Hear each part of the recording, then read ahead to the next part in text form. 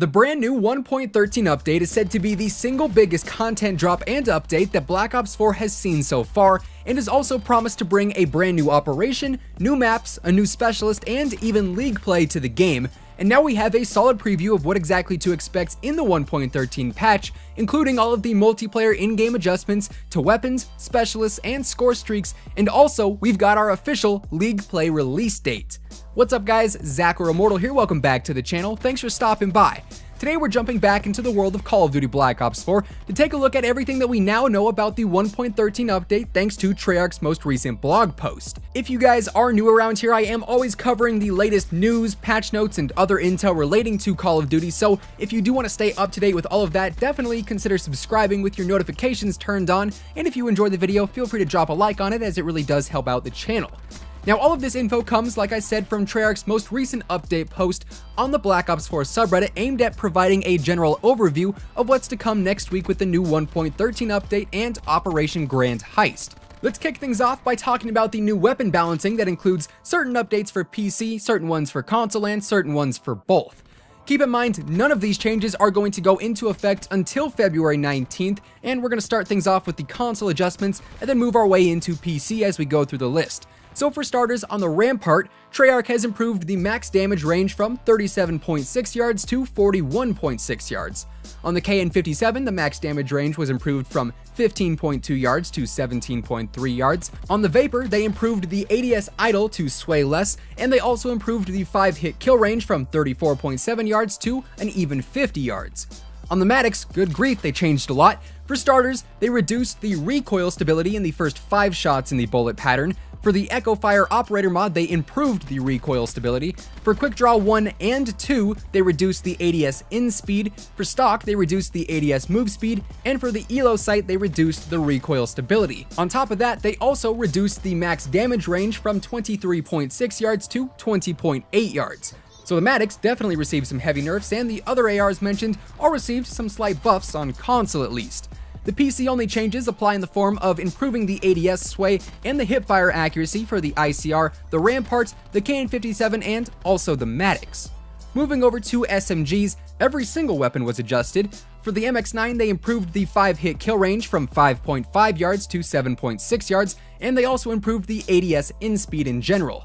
On the GKS, they improved the 5-hit kill range from 2.7 yards to 5.5 yards. On the Spitfire, they reduced the max damage range from 9.7 yards to 7.6 yards, and for the attachments, stock now has a reduced ADS move speed, extended mags has a reduced magazine size, and fast mags has a reduced reload speed enhancement. So basically, they just nerfed Korean's Spitfire class, and I'm not gonna lie, I'm gonna have to find a new best gun now. On the Cordite, they reduced the overheat cooldown speed on the belt-fed operator mod, and for grip, they also reduced the recoil stability. On the SOG, they reduced the sprint out speed, the base move speed, and they also reduced the ADS move speed on stock 1 and 2, as well as reducing the recoil stability when using the grip attachment. For the dual-wield operator mod, they also reduced the hipfire accuracy and reduced the max damage range from 11.1 yards to 8.3 yards. Finally, on the Damon 3XB, they improved the max damage range from 6.9 yards to an even 9 yards. As far as PC-only adjustments on the SMGs go, they improved the 5-hit kill range on the MX9 and the GKS, they reduced the hipfire accuracy on the Spitfire, Cordite, and SOG, and also improved the hipfire accuracy on the Damon 3XB. On to tactical rifles.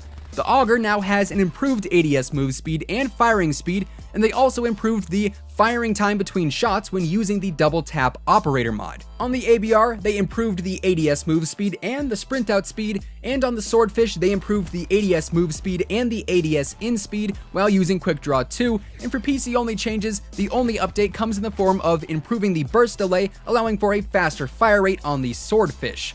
Into LMGs, which is going to be good because the Titan has been nerfed with a reduction to the flinch resistance while being hit, and also the max damage has been reduced from 46 to 38.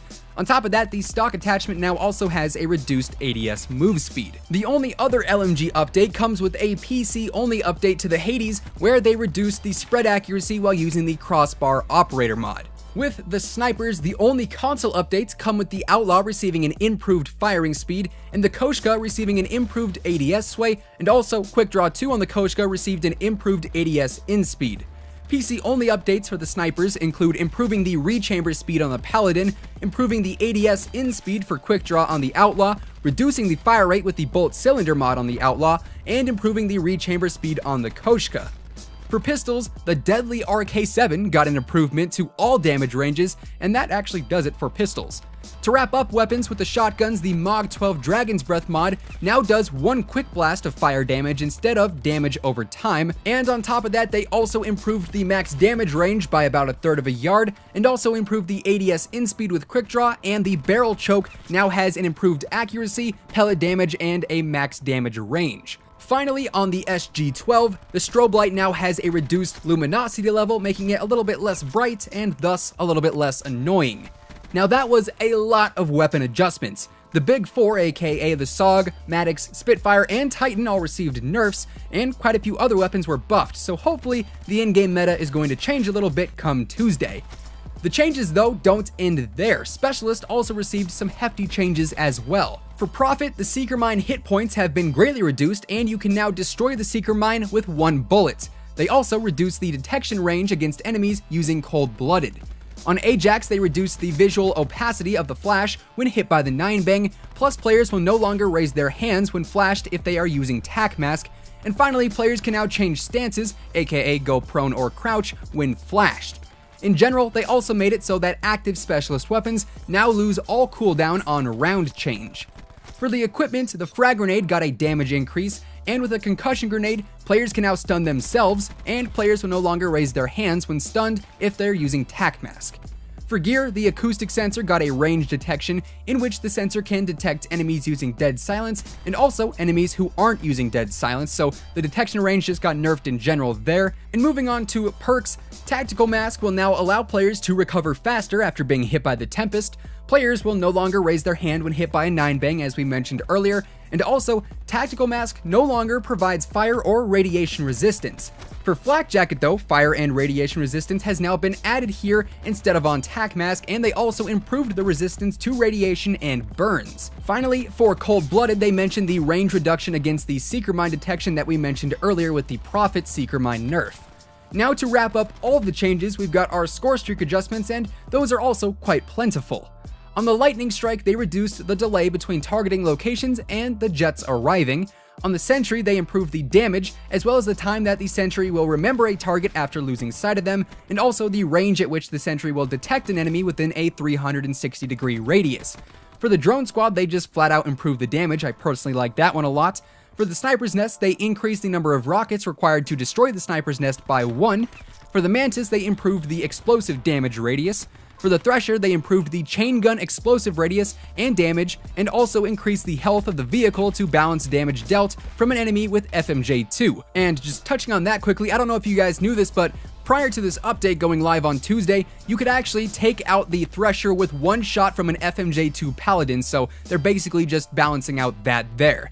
Finally, on the Strike Team, they improved the awareness radius, and they also improved the health regeneration rate of the Strike Team members. Also, just in general Scorestreak info, Scorestreak team kills will no longer count towards the team kill kick limit in modes with friendly fire enabled. So those are all of the multiplayer changes and adjustments coming to Black Ops 4 in the 1.13 update on February 19th. But that's not all when it comes to intel we were actually given regarding the 1.13 patch. We also now know that League Play will be launching on February 21st, first on PlayStation 4. That is obviously very big news. We knew that League Play was set to launch sometime in mid-February, although we weren't exactly sure if that was going to come true as it had been delayed time and time again. But PS4 players will be getting League Play come next Thursday, although Xbox and PC, we have absolutely no idea when League Play is going to be coming there. We're just gonna have to wait and find out with that. Anyways, as I mentioned at the beginning of the video, the 1.13 update is said to be the single biggest update in Black Ops 4 history, and judging off of these patch notes, I think that statement stands true. Keep in mind, this is not all of the patch notes for the 1.13 update, as the rest of the updates regarding zombies and Blackout and anything else will be dropping next week, and of course we'll be covering those on the channel, so if you are new around here, make sure you're subscribed with your notifications turned on, that way you can stay up to date with all of the latest Black Ops 4 news and intel. If you guys did enjoy this video, or if you're just excited to see some of these changes in action, let me know by giving it a big old thumbs up and slapping that like button, as it really does help out the channel. Once again, thank you guys so much for tuning in, and until next time, take it easy, have an awesome rest of your day, and I'll catch you guys later. Peace out.